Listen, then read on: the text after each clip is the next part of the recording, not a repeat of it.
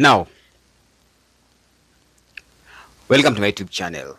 And just to inform you, here I talk about politics and chess. So if you're somebody who is interested in knowing chess, of course, this is the right place for you. And if you are somebody that is interested in politics and chess, again, this is the right place for you. Robert Greene talks about something in his book of 48 Laws of Power. And he talks of the power of being depended upon. And he says that for you to master this power, you must always create scenarios that you are always needed and wanted. Raila Amolo Odinga has mastered this power. There's no single president since Moi who has successfully run a government without the help of Raila Amolo Odinga. Moi found it prudent to include Raila Amolo Odinga in government in 1997. And for that reason, he had a smooth running.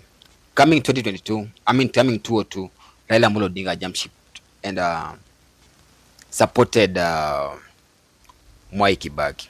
Mwai Kibaki won, and Raila Amolo Odinga again became at the center stage of Mwai Kibaki's government.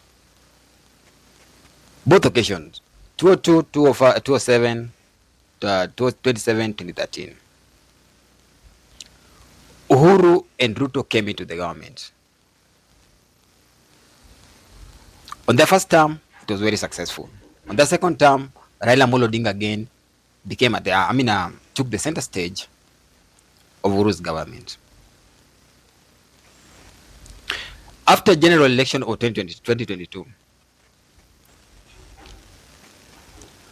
Uhuru just stamped himself, and a section of Kenya Kwanza leaders just stamped themselves and talked about how they did not need Raila Amolo Odinga in their government. And again, today we are having Raila Amolo Odinga in Ruto's government. In fact, at the center stage. For Ruto, it's even more worse because Ruto to successfully run this government and get elected in 2027 is going to need Raila Amolo Odinga more than Raila Amolo Odinga needs him. And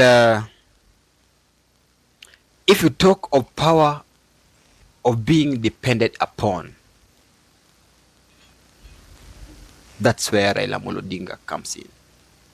He has mastered this art.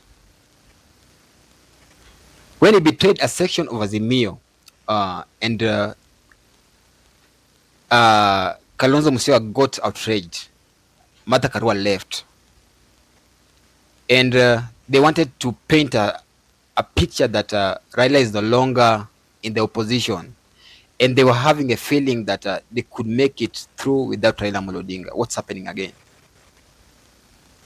Kalonzo has toned down and has accepted that they need to have intelligent talk with Raila Amolo Odinga. And for that reason, the chairman of Azimio, Uhuru Muigai Kenyatta, has called for an Azimio meeting. But I want to talk about something where Raila Amolo Odinga's heart is. Achana hizi chat show easy. And that's where chess comes in.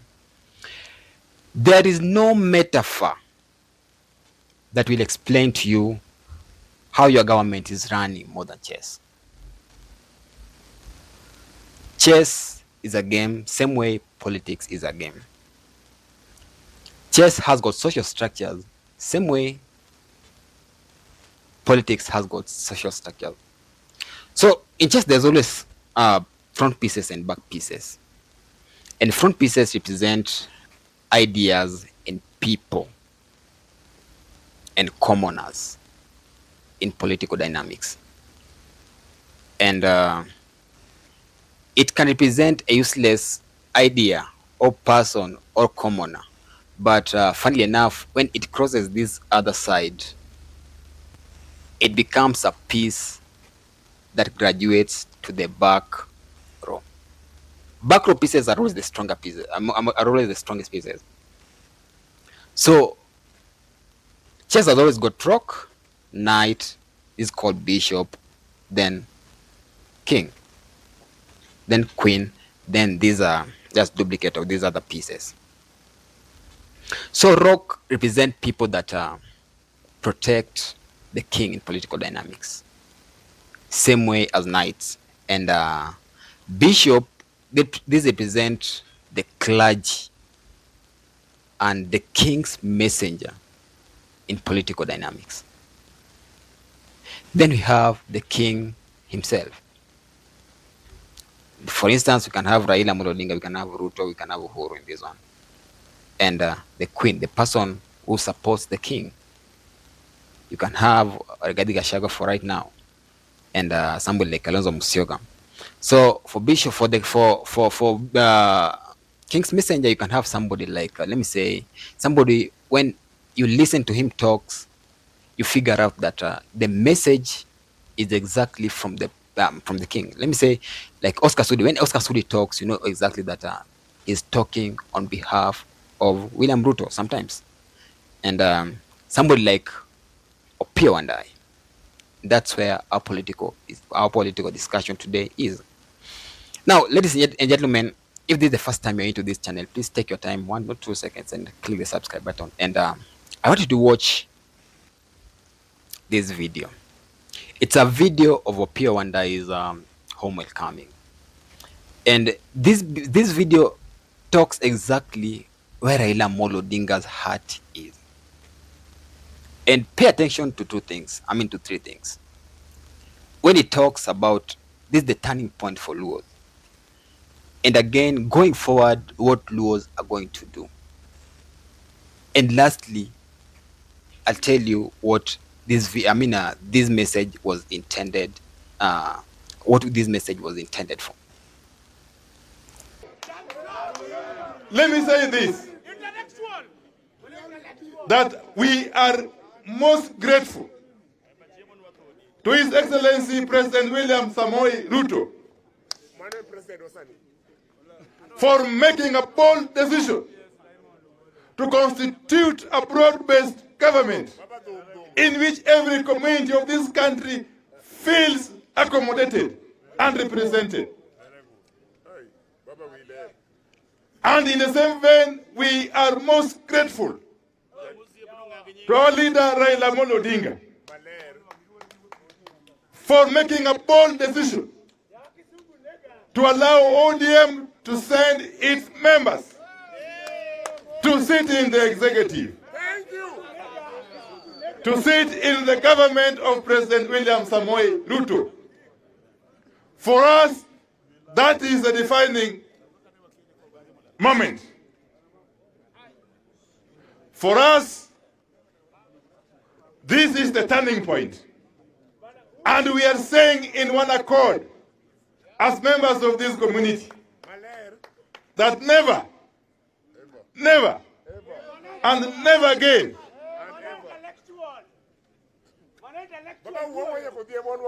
shall we find ourselves outside government.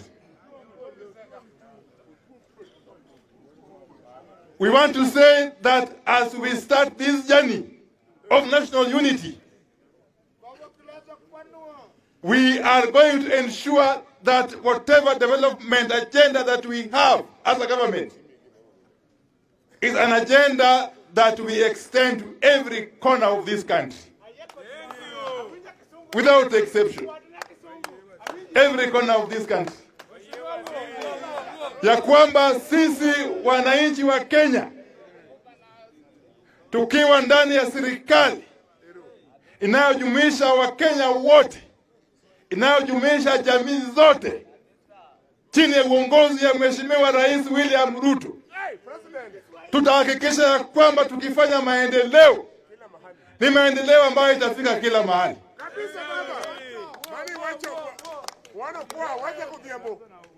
na tunamshukuru Mheshimiwa Rais Ruto kwa kuchukua hatua ya kuunganisha Wakenya,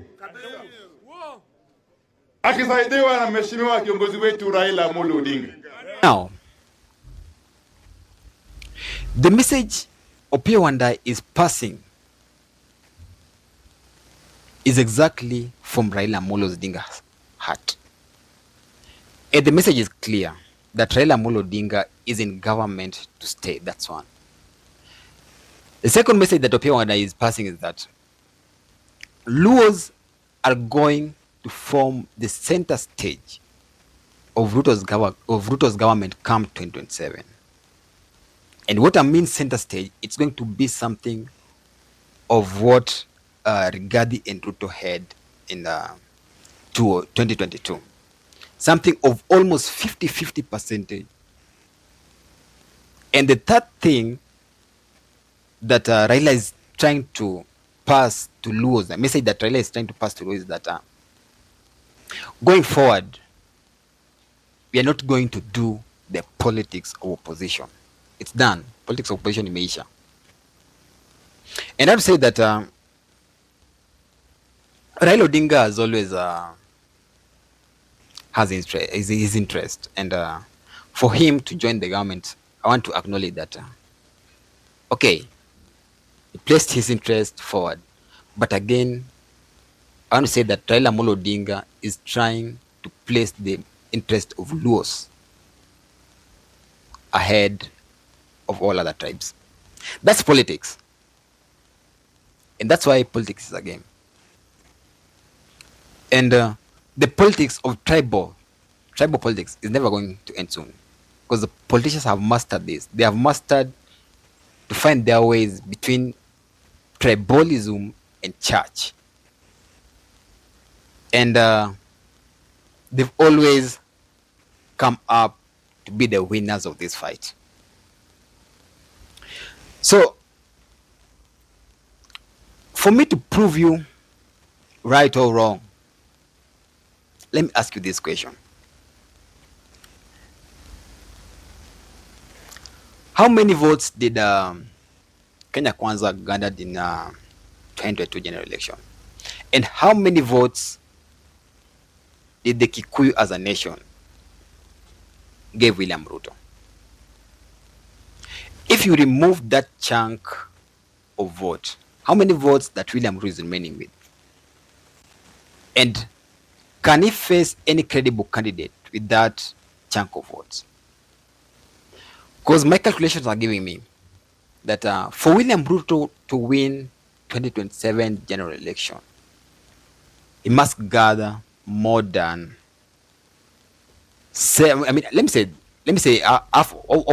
more than 8 million votes.